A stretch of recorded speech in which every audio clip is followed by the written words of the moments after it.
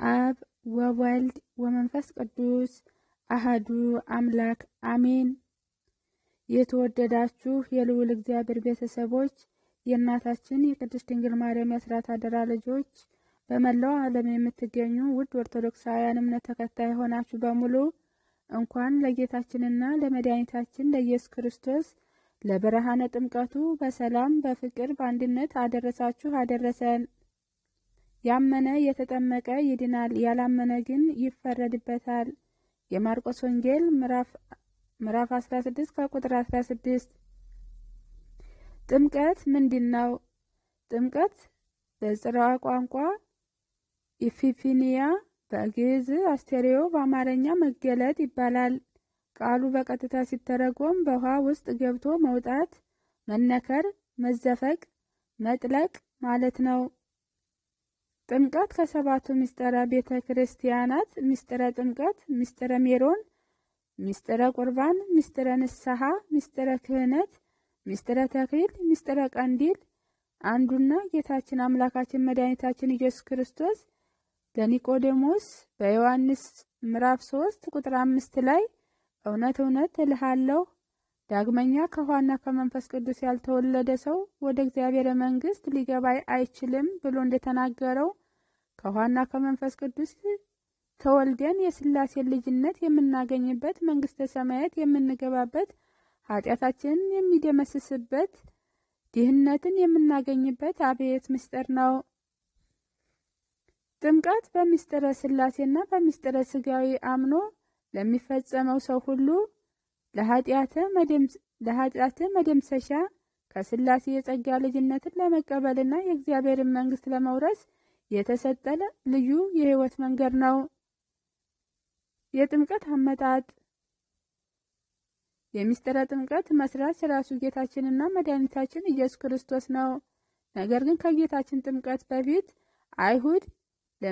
አይሁድ ለመንጻትና ለኃጢአት ስርየት ይቅርታ የሚጠይቁበት ጥምቀት ነበራቸው። ይኸውም እግዚአብሔር በረድኤት የሚገለጥባቸው የተቀደሱ ዕለታትና ቦታዎችን ሁሉ ሰውነትንና ልብስን ማጠብ፣ የእግዚአብሔር ቤት ማገልገያ የሆኑ ዕቃዎችን ሁሉ ማጠብ፣ ማንጻት ሥርዓትና ልማድ ነበር። የእግዚአብሔርን ፍቃድ ያለበት አሰራር ነበር። ወደ እግዚአብሔር ቤት ከመቅረባቸውና ለተቀደሰው አገልግሎት ከመግባታቸው አስቀድመው እግሮቻቸውንና እጆቻቸውን የመታጠብ ግዴታም ነበረባቸው። ሰውነታቸውን ከአፋዊ ከውጫዊው እድፍ በማጠብና ንጹሕ በማድረግ በባህሪ ንጹሕና ቅዱስ በሆነው አምላክ ፊት ውስጣዊ ሕይወትን ንጹሕ አድርጎ የመቅረብን ሥርዓትና ምስጢር የሚያመለክት ልማድ ነበር። አሮንና ልጆቹን ወደ ምስክሩ ድንኳን ደጃፍ ታቀርባቸዋለህ፣ በውኃም ታጥባቸዋለህ። ዘጸአት ምዕራፍ 29 ከቁጥር 4። ሙሴም አሮንንና ልጆቹን አቀረበ፣ በውኃም አጠባቸው። ዘሌ ምዕራፍ 8 ከቁጥር 6። በብሉይ ኪዳን ዘመን የጥምቀት ምሳሌዎች አብርሃም የዮርዳኖስ ተሻግሮ ወደ መልከ ጻዲቅ መሄዱ የጥምቀት ምሳሌ ነው። አብርሃም የምእመናን መልከ ጻዲቅ የኢየሱስ ክርስቶስ ምሳሌ ናቸው።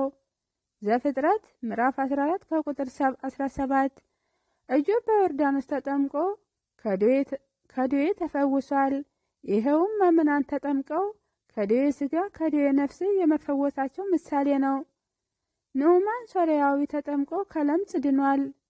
ሁለተኛ ነገድ ምዕራፍ 5 ከቁጥር 14። ይኸውም ምእመናን ተጠምቀው ከመርገመ ሥጋ ከመርገመ ነፍስ የመዳናቸው ምሳሌ ነው።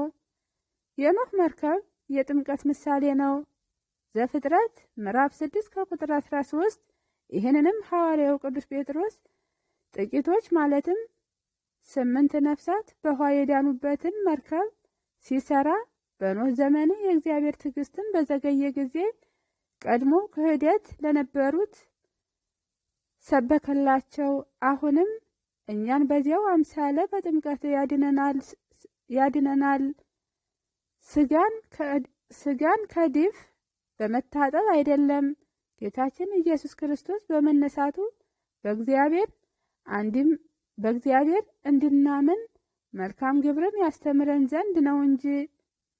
አንደኛ ጴጥሮስ ምዕራፍ 3 ከቁጥር 20 እስራኤል በዳመና ተጋርደው ቀይ ባህርን መሻገራቸው የጥምቀት ምሳሌ ነው። ዘጸአት ምዕራፍ 14 ከቁጥር 15 ይህንንም ሐዋርያው ቅዱስ ጳውሎስ አባቶቻችን ሁሉ ዳመና እንደጋረዳቸው ሁሉም በባህር መካከል አልፈው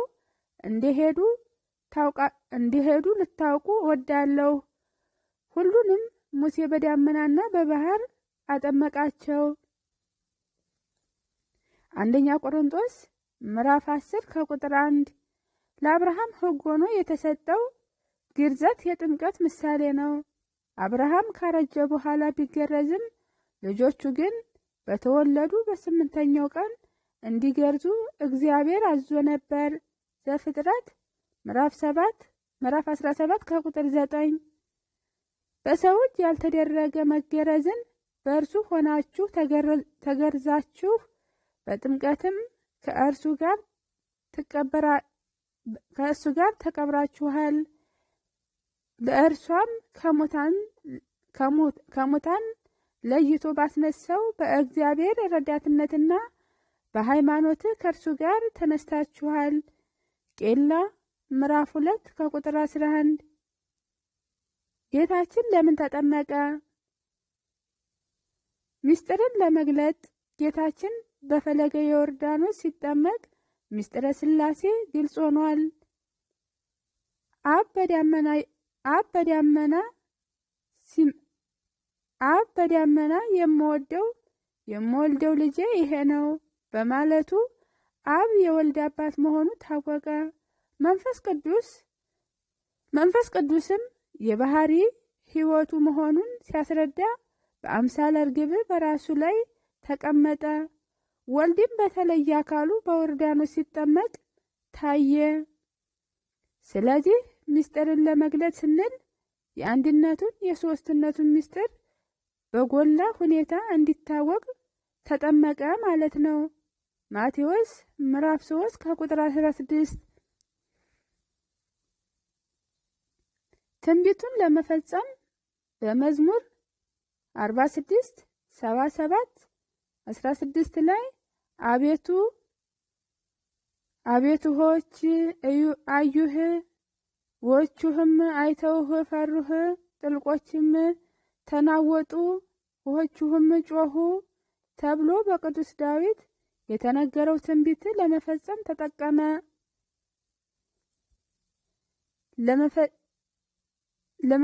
ለመፈጸም ተጠመቀ።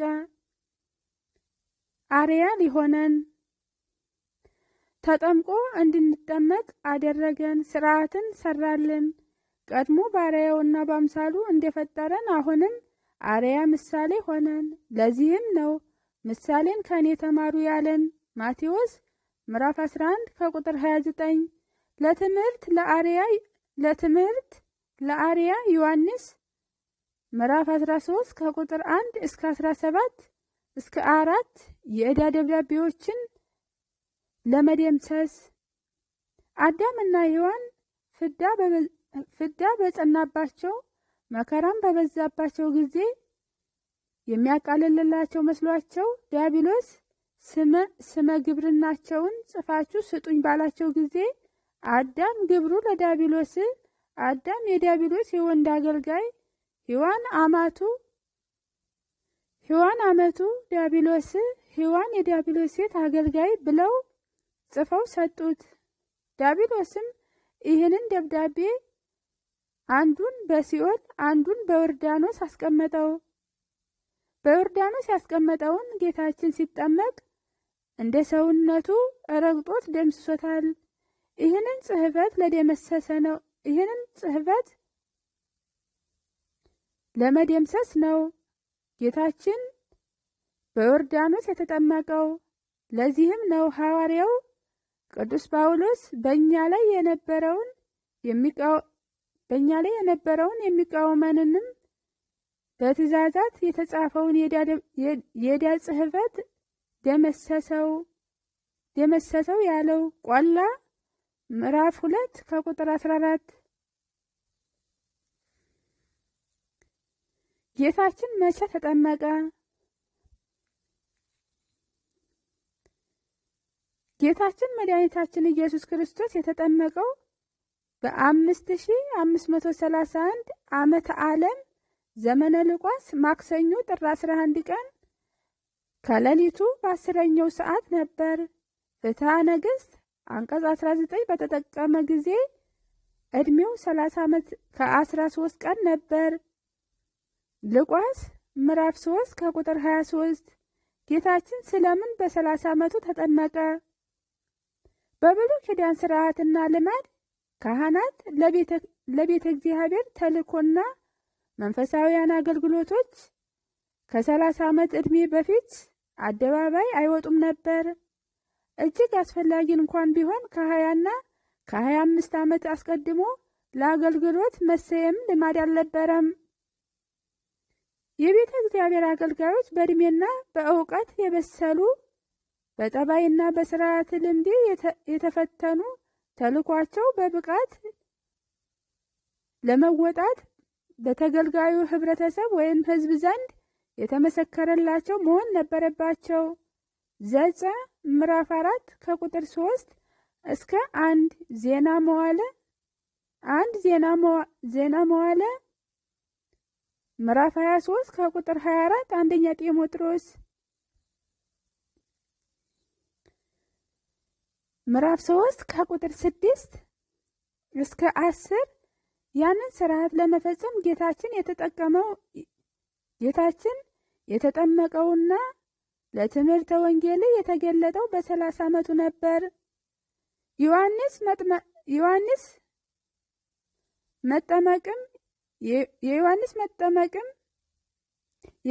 መጥመቅም የጌታን መምጣት ለማወጅ በዮርዳኖስ ይሁዳ ምድር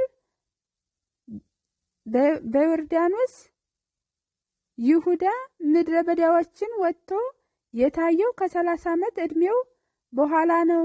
ሌላው አብይ ምክንያት የሰው ሁሉ መጀመሪያ አዳም የ30 ዓመት ጎልማሳ ሆኖ ተፈጥሮ በ40ኛው ቀን ተሰጥቶ በኋላም በኃጢአት ምክንያት ያስወደደውን ልጅነት ለማስመለስ ነው። ክርስቶስ የተጠመቀው ክብር ሽቶ ሳይሆን የአብ የባህሪ ልጅነቱ የባህሪ አምላክነቱ ከአብ ከመንፈስ ቅዱስ ለማመሳከር ውሃውን ለመቀደስ የአዳምን ልጅ የዕዳ ደብዳቤ ለመደምሰስና በስህተት የጠፋውን የልጅነት ክብር ለመመለስ ነው። ጌታ ተጠምቆ ከውሃው ከወጣ በኋላ መንፈስ ቅዱስ በርግብ አምሳለ ወርዶ በራሱ ላይ በማረፍ አብ በደመና ይህ ልጄ ነው ብሎ ሲመሰክርለት ምስጢረ ሥላሴ አንድነትና ሦስትነት በጉልህ ተረጋግጧል። ማቴዎስ ምዕራፍ 3 ከቁጥር 16 ጌታችን በዮሐንስ እጅ ለምን ተጠመቀ?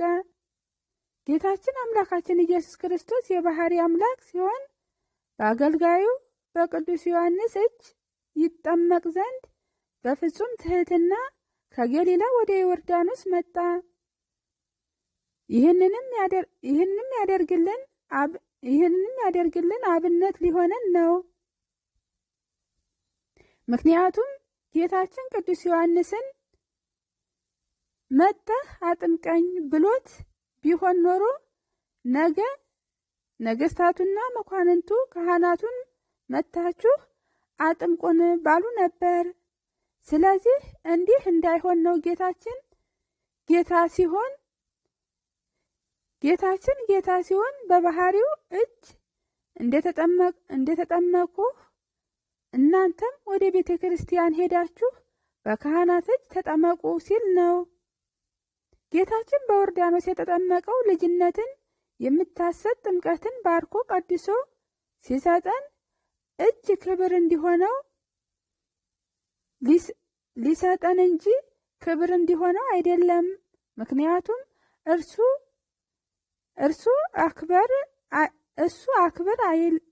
አክብር አይል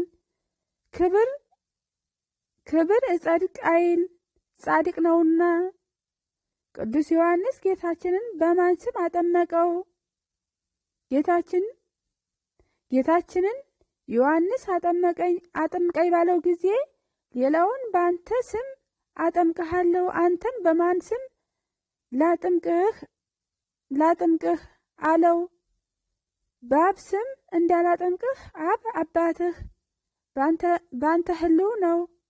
በወልድ ስም እንዳላጠምቅህ ወልድ አንተ ነህ። በመንፈስ ቅዱስ ስም እንዳላጠምቅህ መንፈስ ቅዱስ ሕያው አንተ በአንተ ሕልው ነው።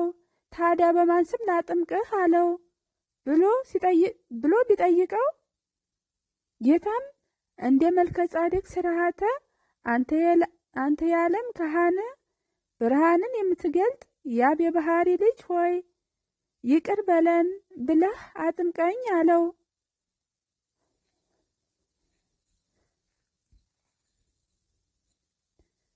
ዮሐንስ ጌታን ሲያጠምቀው እጁን ለምን አልጫነበትም?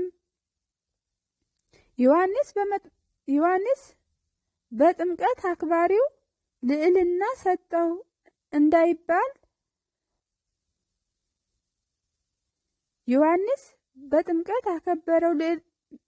ዮሐንስ ጌታን ሲያጠምቀው እጁን ለምን አልጫነበትም?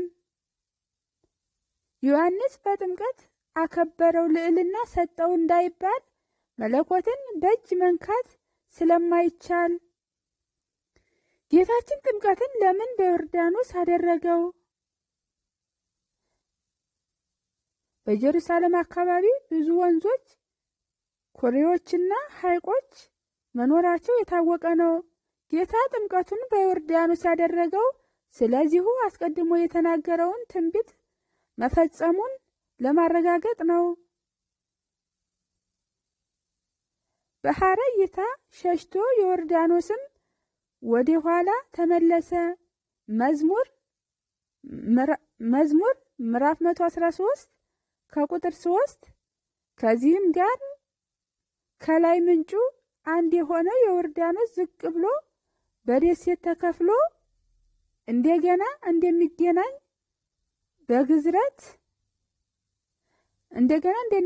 በግዝፈት በቁልፈት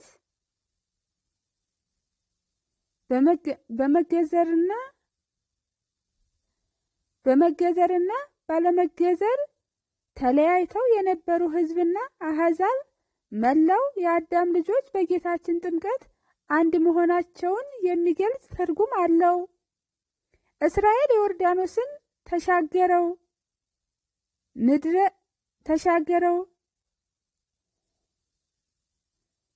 እስራኤል ዮርዳኖስን ተሻግረው ምድረ ርስት ገብተዋል። ያመኑ የተጠመቁ ምእመናንም በጥምቀተ ገነት መንግሥተ ሰማያትን ይወርሳሉ። ሌላም በዮርዳኖስ ተጥሎ የነበረውን የዕዳ ደብዳቤ ይደመስስልን ዘንድ ቄላ ምዕራፍ 2 ከቁጥር 14 ጌታችን ለምን በሌሊት ተጠመቀ? በኃጢአት ጨለማ ስለነበረ ሕዝበ የጽድቅ ብርሃን እንዲወጣለትና በጨለማ የሚመስል ኦሪት ይኖር ስለነበረ ለሕዝበ ብርሃን የሆነ ወንጌል መገለጡን ለማሳየት ነው። ኢሳ ምዕራፍ 9 ከቁጥር 2። አንድም ጌታ ልደቱ፣ ጥምቀቱ፣ ተንሳኤው እንዲሁም ንጽሐቱ በሌሊት ነው። ይህም የሆነበት ምክንያት ሌሊቱን ተከትሎ የሚመጣው ብርሃን በመሆኑ ከሞተ ወደ ሕይወት፣ ከጨለማ ወደ ብርሃን፣ ከሲኦል ወደ ገነት የመሸጋገራችን ምሳሌ ነው። አንድም መንፈስ ቅዱስ በርግብ አምሳለ የሚወርድ ነውና በጌታ ላይ የወረደው እርግብ እንጂ መንፈስ ቅዱስ አይደለም ባሉ ነበር። በሌሊት እርግብ የለም። ስለዚህ መንፈስ ቅዱስ እንዲሆን ይታወቅ ዘንድ መንፈስ ቅዱስም ለምን ጌታ ከውሃ ከወጣ በኋላ ወረደ? ዮሐንስን ያከብሩ የነበርና መንፈስ ቅዱስ የወረደው ለዮሐንስ እንጂ ለጌታ አይደለም ይሉ ነበርና፣ ምክንያቱም ጌታ ውሃ ውስጥ እያለ ከዮሐንስ አልተለየም ነበርና ውሃውን የሚባርክ መልአክ እንዳለ ያውቁ ነበርና ውሃውን ለመባረክ እንጂ ለጌታ አይደለም እንዳይባል ማረፊያ ያጣች እርግብ በባህር ስትበር አረፈችበት ባሉ ነበርና ሐሳባቸውን በሙሉ ያጠፉ ዘንድ ከውሃ ውስጥ ከወጣ በኋላ መንፈስ ቅዱስ በርግብ አምሳለ ወረደ። ወስብሐት ለእግዚአብሔር ወለወላዲቱ ድንግል ወለመስቀሉ ክብር። ይቆየን። አሜን።